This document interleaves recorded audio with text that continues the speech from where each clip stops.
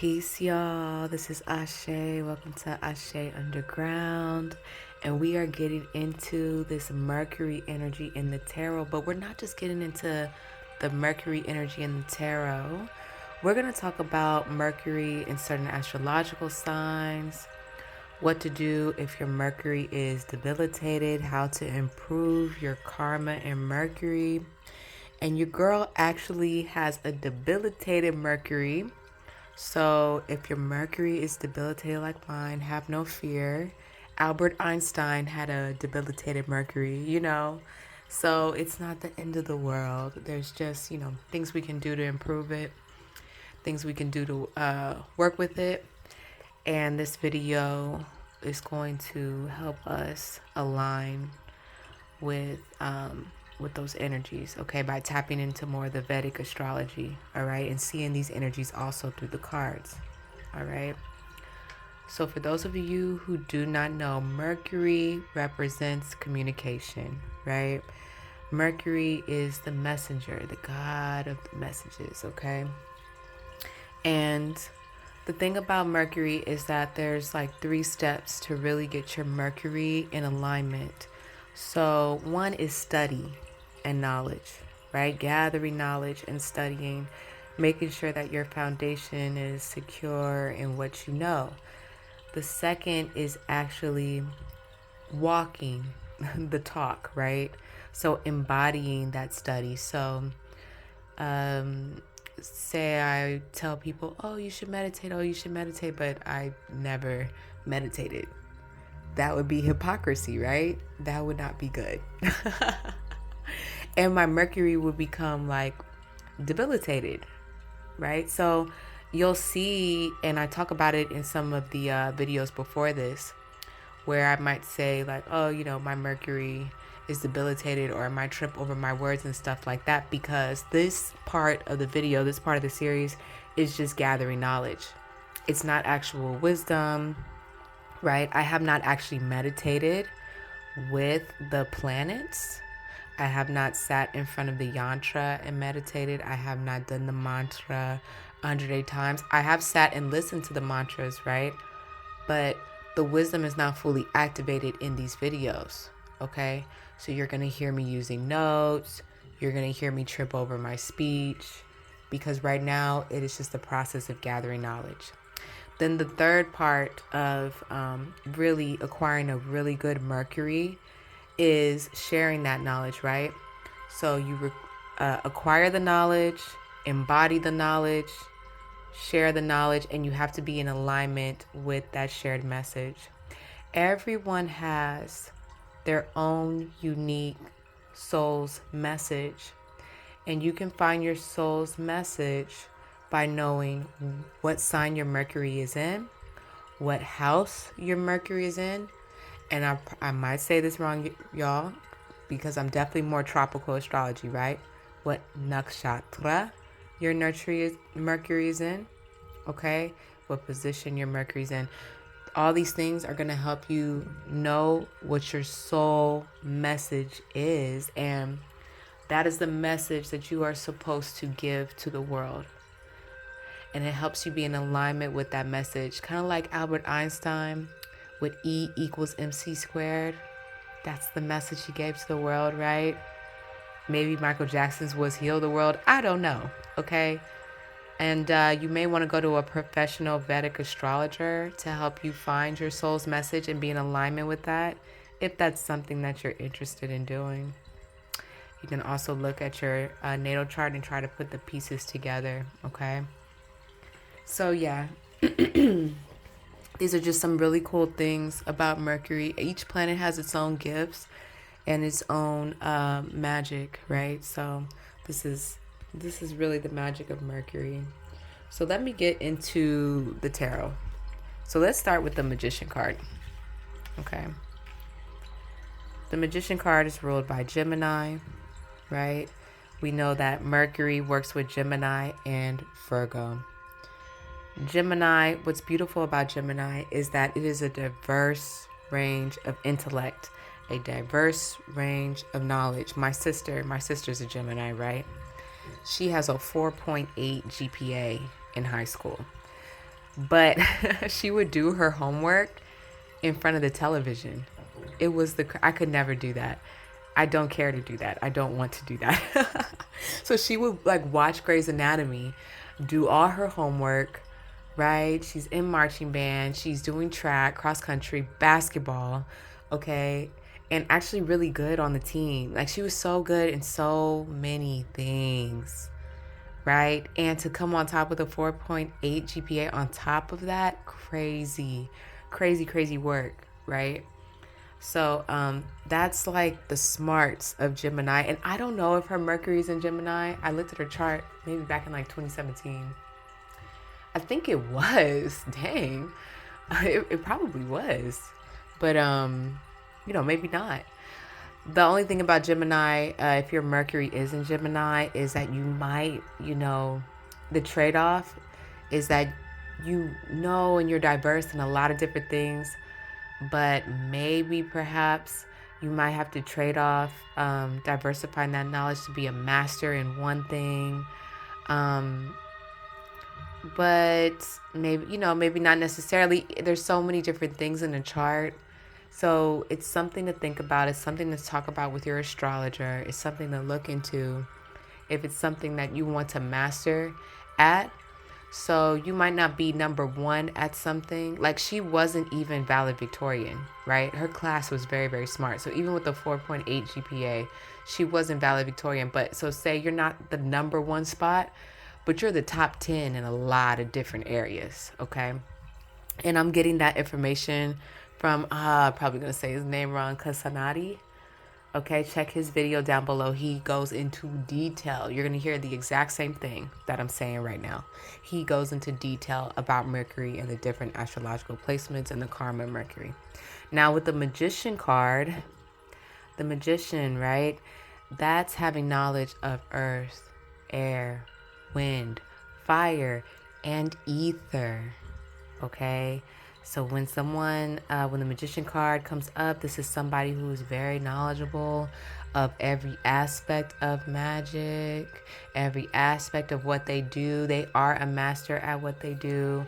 They have knowledge in a lot of different things. They're able to combine it together, okay? And they probably can even do it even more with the infinity sign over her head. If you see that infinity sign over her head, okay? So yeah. All right. Let's get into the other Gemini sign, which is the Lover's card, another major arcana card. You have the masculine and the feminine represented here with the spiritual aspect, the angel above them. The Lovers, it's not Two of Cups, right? That's a romantic connection. But the Lovers could be, your best friend. Could be a parent, could be a sibling, could be a mentor, right? It is not necessarily romantic. It could also represent romance, but not necessarily, okay? And if it represents something within you, then it is the balance of the feminine and masculine energy within you. And that angel is blessing the union or blessing your balance. I just heard androgynous, okay? So yeah, that's another aspect of that Gemini energy getting played out, okay? This diversification, right? And this respect for the diversity. Now this Virgo card here, the Hermit card. So the Hermit, if you didn't know, the Hermit, I'm going Hermit right now, some people could say, right? You could say I went Hermit from pick a card readings to go deeper into study. You could say I went Hermit from Instagram. Usually I'm in a more of a Gemini Aquarius energy with Instagram. I'm usually a social butterfly on there, but I'm more in my Hermit energy right now, right? What the Virgo is going to do is see every detail. And the Virgo is going to say, hey, okay, there's a flaw here. This is pretty good there. This is neutral here. Okay, I need to take the flaws out. They're going to purify the information, purify the project, the whatever it is, right? So you could say that's kind of what I'm doing right now here. I'm literally picking apart each planet in the cards and I'm going into like a deep study. I'm taking time away from my usual activities, right? And we are picking things apart, looking at the different energy signatures and really getting an idea of what is what. So that's like that hermit energy. You could do that with anything, right? So there's just different times in our lives where we go into like a deep study, and we really tap into that Virgo energy, right? The only thing, the shadow with Mercury and Virgo, if your Mercury is in Virgo, is perfectionism, okay? So, right, you don't want to overdo it with the perfectionism. There is a time when things still have to be, we want things to be as good as possible, but not to a space where we're inactive, right? Because nothing's perfect. And that's the beauty of this life, is that it's not perfect. It's perfectly imperfect. So there comes a time where we do have to come to terms with that, all right? If your Mercury is in Virgo. So let's go into 3 of Cups, 3 of Wands. Let's look at these two energies here. Okay, I'm going to pull out my notes for these, all right? 3 of Cups, 3 of Wands. 3 of Cups is a very like social energy. 3 of Wands is like your ships coming in, right? So, I put the tarot cards in the back here. Oh yeah, so 3 of Wands is Cancer and Mercury. Okay. And why do I have 3 of Cups here? Oh, 3 of Cups isn't supposed to be here. My bad, y'all. It's just supposed to be 3 of Wands. See? Mercury mishap. All right. So, 3 of Wands, Cancer. So, Cancer and Mercury.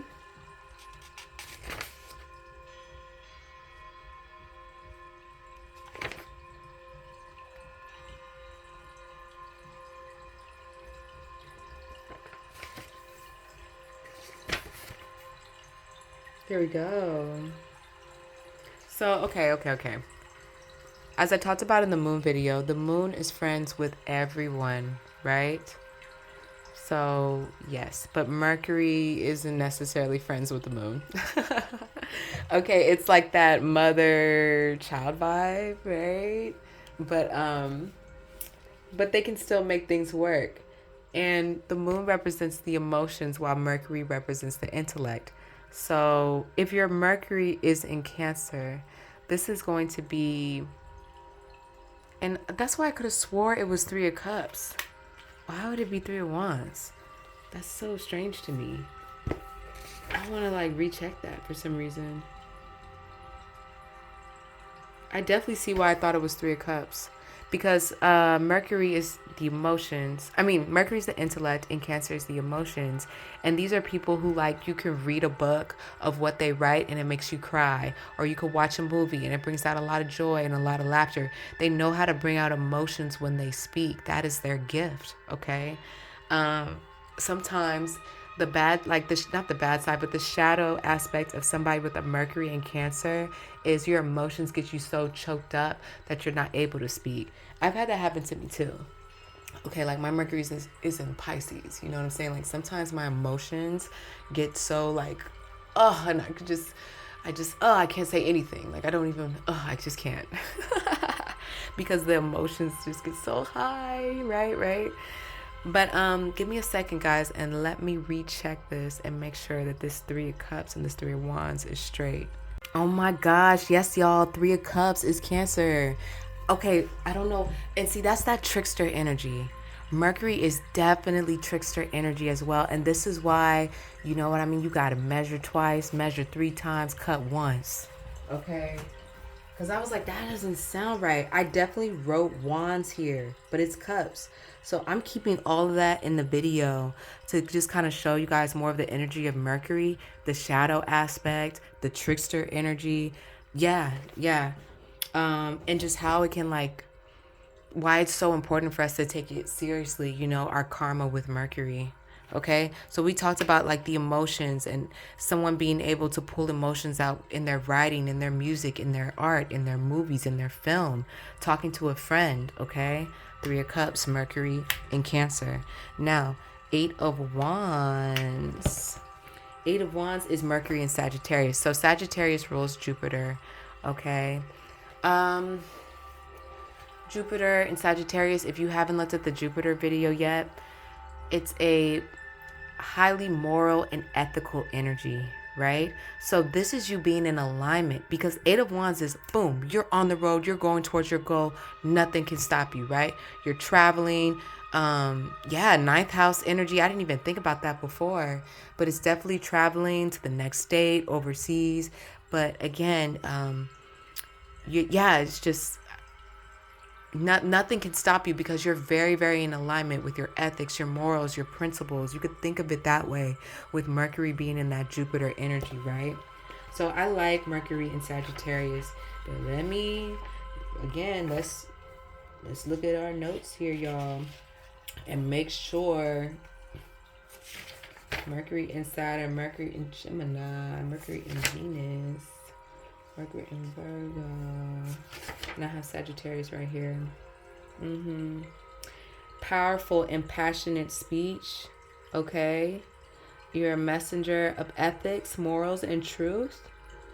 What you say is very meaningful. Okay. You have the intellect with the brute force.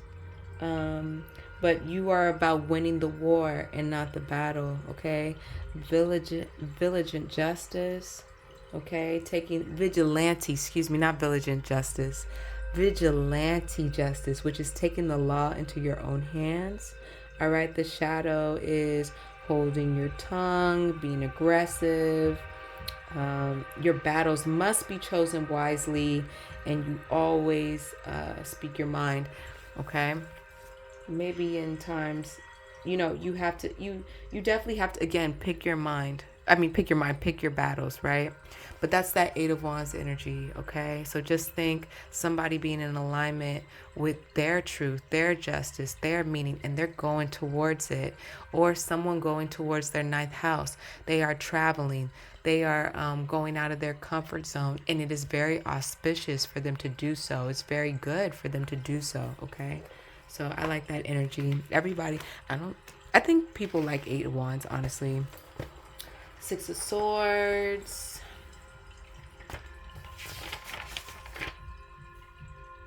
You are looking at, Aquarius and Mercury.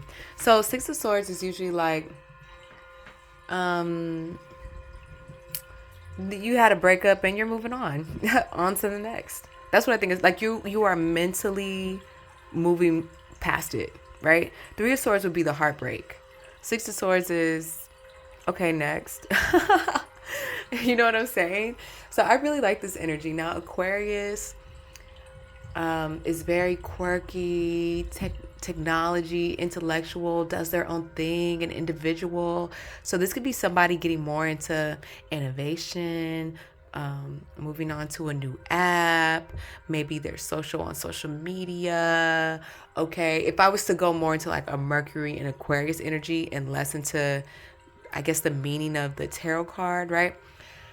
I would think of somebody just like doing their own thing. They want to wear their hair pink and they don't care what anybody says. They want to have piercings on their face and they don't care what anybody says. You know what I'm saying? They really don't care. They are just doing them in their own energy and enjoying life. Row, row, row your boat. Okay?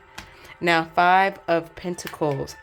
Now, this is Mercury in Taurus. I was surprised. I was like, why is this Mercury in Taurus? Mercury in Taurus is very auspicious. It's great if your Mercury is in Taurus, right? You could be really good with finances, economics, art, the pleasures of life, okay? You could have a really good intelligence on savings and things of that. But then I thought about it, and I thought about the shadow of Mercury in Taurus. When Five of Pentacles is in reverse, it suggests that you are out of touch with spirituality. You are out of touch with God. You are out of touch with Creator, Creatress, divinity, right? And the shadow of somebody with a Mercury in Taurus is that they are way too invested into the material realm. They're so invested into the material realm that they don't have time for the spiritual, okay? They are not spiritually wealthy. Okay, so I was like, wow, I definitely can relate the shadow aspect more to a Five of Pentacles in reverse. So You see Five of Pentacles because they're outside of a church, right? In the original Rider-Waite deck. So Mercury and Taurus, you are more rooted into the material. Maybe so much so that you don't even have what you need materially. And this is something that they talk about when it comes to like manifestation and putting things up on a pedestal and caring too much. And like if you read books on the ego, like what's that book?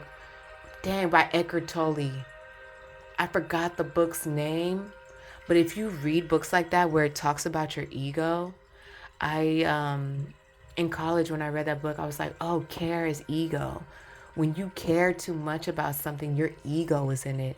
It could be really tough to understand that. A lot of people will fight for the ego, and which is fine because that's your son, that's your confidence. I get that part. But there's other parts of the ego that they talk about in spirituality that people aren't always in touch with.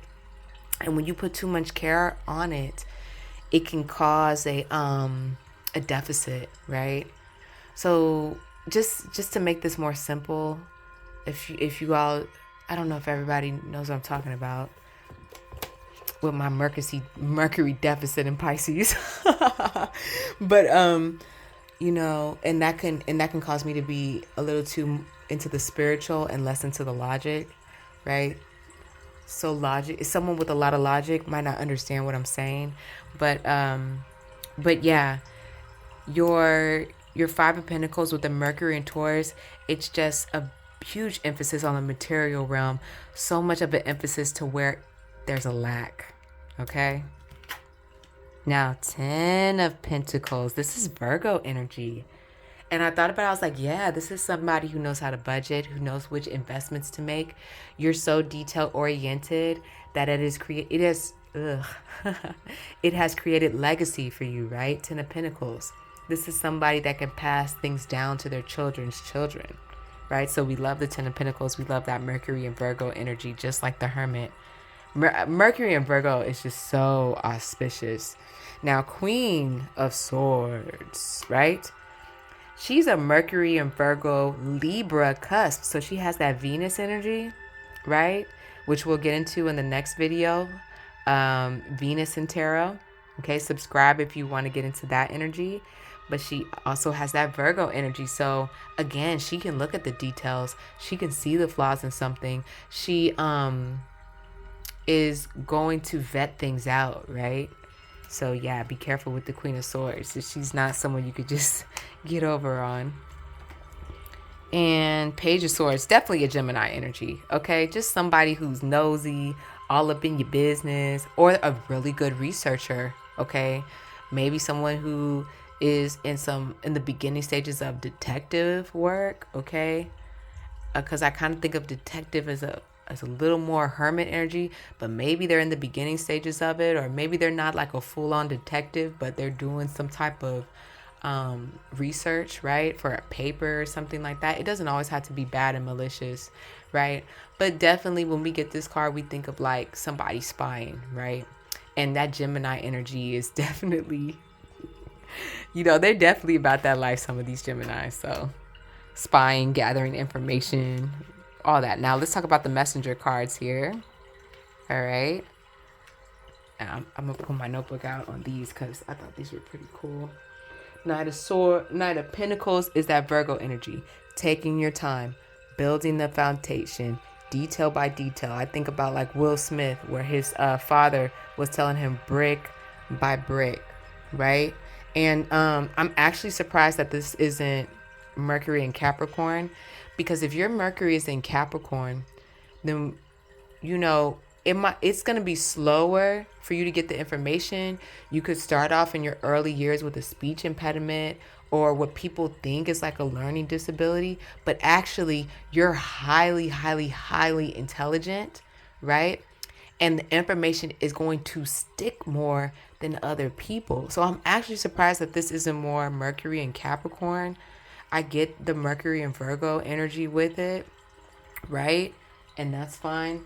But definitely like my Mercury and Capricorns, like shout out to y'all because you guys are slow with the information, But because you're slow with the information, you could be the top person, right, at the end of the day, who's able to carry that message forward.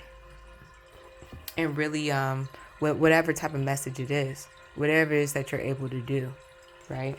Now, Knight of Swords, these are absolutely different energy signatures altogether, right? Knight of Swords is Gemini. Now, Gemini's fast, quick. Okay, this is what you gotta think about with Gemini too, right? Third house. Like when I was a waitress and I was getting tips, that's that Gemini energy, right? That money is fast and it's coming in my hand. While a Capricorn energy is more of that business energy. The money's coming in slow because I'm setting everything up. I'm setting every brick up. Okay, making sure that there's like foundation on foundation on foundation for it to last lifetimes. While with that Gemini money, it's coming quick out of my hand, right? So, Knight of Swords, quick. Knight of Pentacles. Knight of Pentacles, you're going more towards the Ten of Pentacles. Knight of Swords, there's a message coming to you fast. There's information coming to you fast, okay? Or somebody's doing something too hasty. They could be in their shadow and they need to slow things down, all right? They could be in their shadow with this Knight of Pentacles. Say the Knight of Pentacles was in reverse. Maybe there's a perfectionist energy going on there, okay? So I'm gonna bring the Hermit and the Magician energy back up to the forefront here. And we're going to talk about how to improve your Mercury karma. So, of course, you could wear green. You could pray. Or I wouldn't say pray. I would say doing your mantra, like your meditation, to a Mercury, a well-designed Mercury yantra. Okay? Look in the video below on improving your Mercury karma to get more information on that. Of course, you want to do it on the day of Wednesday. Mercury rules the day of Wednesday. If your Mercury is debilitated like mine is, then you can do it any day. If you are a Virgo or a Gemini, you could do it any day, right? And it will be good to balance out your Mercury energy. You can actually wear an emerald on your pinky finger, y'all. Okay, so my Mercury is debilitated, so I will wear it on the left hand. If your Mercury is, in a good position, like Gemini or Virgo, you will wear it on the right hand. Okay. Let's see what else. Join a club, an intellectual club. Okay. If you're in a class, if you are teaching, if you give a service, okay, as a merchant, really good for your Mercury. But what's even better for your Mercury is if you give a service for free, and that is an offering to God. When you do that, I'm probably gonna say the word wrong, y'all. The word is, oh, I have it on the other page, I think. When you give service to God, it's sawa. I think it's sawa. Humanitarian service. Okay, so when you give a free service to people, and especially when it's in alignment, like we talked about earlier, with your soul's message, okay, then it's a good, I'm gonna mess it up again, soa or sawa, okay, and that's gonna improve your Mercury as well. Anytime that you take some time to go into Hermit energy and perfect something, go over the details and purify your work, purify, I don't know, it doesn't matter if it's a car, if it's a musical piece, if you are editing a paper, right? That's good for your Mercury, okay? Anytime you take an opportunity to go to a speaking engagement, and when you take opportunities to speak and to speak in your truth and your alignment, that is also good for your Mercury, okay? Being humorous, okay, comedy is Mercury. So anytime you try to expand your humor, it's really good for your Mercury. You can't go wrong with that. All right. And that's really, really fun. If you do a chess club, listen to classical music, reading club, learning club, and you put it together where you're with other intellectual minds, okay? You don't want to be the smartest in the room. When you go into rooms and you're not the smartest, it's really good for your Mercury. You have to be careful. It can be really bad for your Mercury to be around people that are intellectually not on your level, Okay, it doesn't mean that you can't be friends with people who are not intellectually on your level, but you need some type of club or something. You need something where people have a higher knowledge than you. Something, anything, okay, to improve your Mercury, right? Giving green clothes to the needy, giving green herbs to your teacher, Brahmi, Tulsi to a teacher is also good for your Mercury, okay? Mercury works well with Saturn, but you can give green clothes to the needy, a friend, or a teacher, all right? Again, create opportunities to speak and to express yourself and to do public speaking. Okay, so I think I covered a lot here, right? Really quick, when it comes to like being Buddhist, right? And their goal is to get nirvana, and they go through nirvana through the Eightfold Path. And in order to do the Eightfold Path, you have to cease the fluctuations of the mind. So if you have high intelligence, right, it will do you well, of course, to meditate, learn how to cease the fluctuations of the mind, learn how to reset, right? So that your Mercury doesn't become imbalanced. Okay, so let me go through the Mercury signs really quick, and just make sure I touch on everybody's sign super quick here. Your Mercury is exalted in Mercury in Virgo. We talked a lot about Mercury in Virgo. Check. Mercury in Pisces. Okay. Now that's that Jupiter energy, right? Okay, here's the thing. If you have Mercury in Pisces like me, those of us with Mercury in Pisces, we have intuitive ADD, y'all. Attention deficit disorder, okay? Which means that we hyper focus, okay?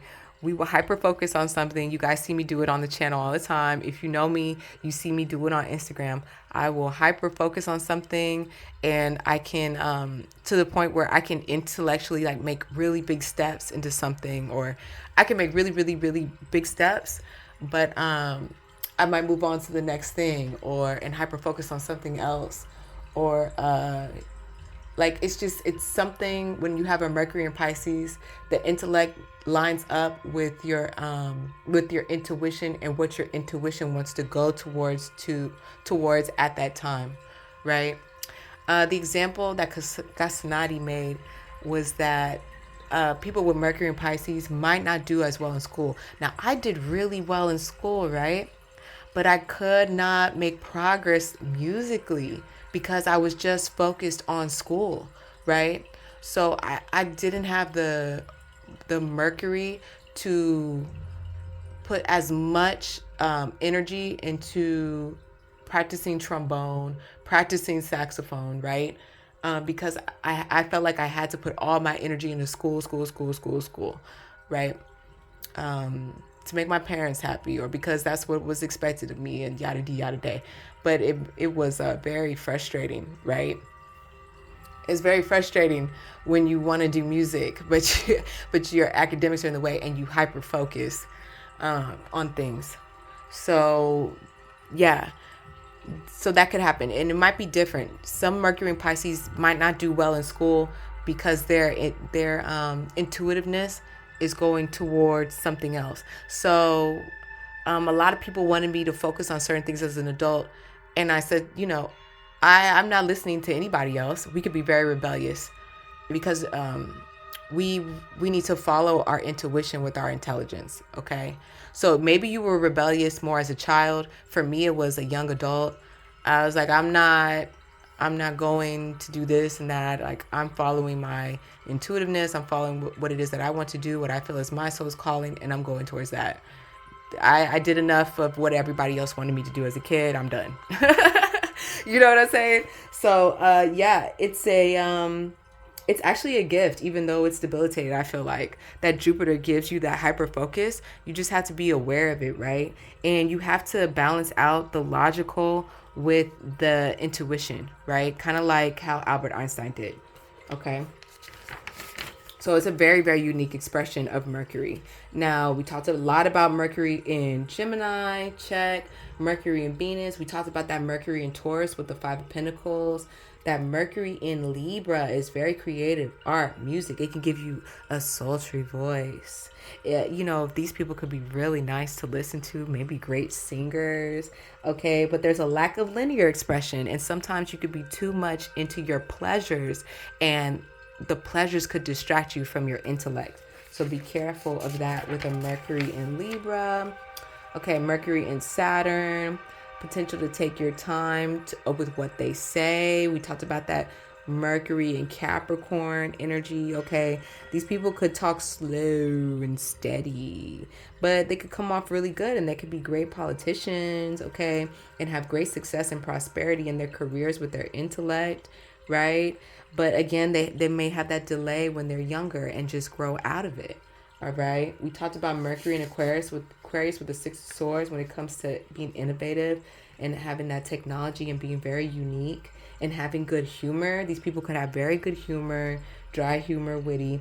Mercury in Scorpio. Okay, now y'all know Mars is the general and Mercury's the student, right? So the general doesn't want to learn and the student doesn't want to fight. So you have to put your intellect into action. Mars is action, right? So those of you with a Mercury in Scorpio and a Mercury in Aries, you really, really, really have to walk the talk, okay? You really have to be about it. And that's what's going to make you guys feel in alignment, okay? And of course, Mercury in Scorpio is going to be that curiosity. You are definitely going to be into the mystical, spiritual, occult, Ayurvedic, medical knowledge, okay, with a Mercury in Scorpio. Mercury in Aries, you could be more of like a life coach, confidence, okay? Sometimes there's a little too much impulse, okay? Watch out for that. Try to pause and practice some of that moon energy with the pausing, all right?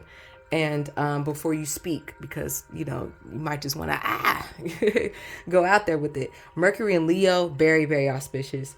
Well, it says neutral dignity, but it also says that Leo gives you power and brilliance to your intelligence, right? And you can make other people feel like leaders from your speech. Like there's this fulfillment of power and soul fulfillment through your intelligence and communication and strength and power and inspiration. All right. Mercury in Cancer, we talked a little bit about that with the parent and moon relationship and how that gives you the emotions, right? With the Three of Cups. Go look back at the Three of Cups because I went in on that, the Three of Cups, right? And yeah, so I think we covered everybody there. I hope this gave you the life force rejuvenation and paradigm shift that you needed for your journey. I'm honored to be on this journey with you all. And I'll see you guys next time. And yeah, bye.